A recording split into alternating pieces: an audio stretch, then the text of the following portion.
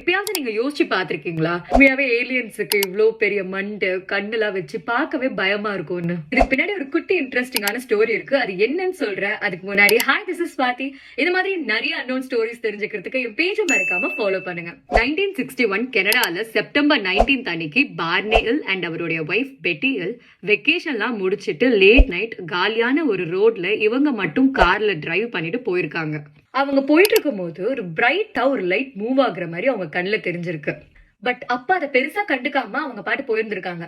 But போக போக அந்த லைட் பெருசா ஆனது மட்டும் இல்லாம மூவ் ஆகாம அப்படியே இருந்ததும் ஒரு பயத்துல பார்னே காரை ஸ்டாப் பண்ணிட்டு வெளியில இறங்கி பைனாகுலர்ல பாத்துருந்திருக்காரு. அப்ப அவர் பார்க்கும்போது 3 உருவம் இருந்த மாதிரியும் அது கண்டிப்பா ஹியூமன்ஸ் கிடையாது, ஏன்னா பார்க்கவே விசித்திரமா பயமா இருந்ததாவும் சொல்றாங்க. பயத்திலே இவங்க 2 பேரும் கார்ல ஏறி ஸ்பீடா கிளம்பிட்டாங்கன்னு சொல்றாங்க. அது மட்டும் இல்லாம இவங்க தான் வேர்ல்ட்லயே ஃபர்ஸ்டா ஏலியன்ஸ் எப்படி இருந்துச்சுன்னு பார்த்ததா சொல்றாங்க. அதுக்கப்புறம் இதை வச்சுதான் books, TV documentary, science fiction மூவிஸ்னு எல்லாத்துலயுமே ஏலியன்ஸ் என்ற ஒரு கிரீச்சர்ஸ் இருக்குன்னு சொல்ல ஆரம்பிச்சிருக்காங்க. இந்த வீடியோ உங்களுக்கு பிடிச்சிருந்தா லைக் பண்ணுங்க, ஷேர் பண்ணுங்க, மறக்காம கமெண்ட் பண்ணுங்க. Until then, tata.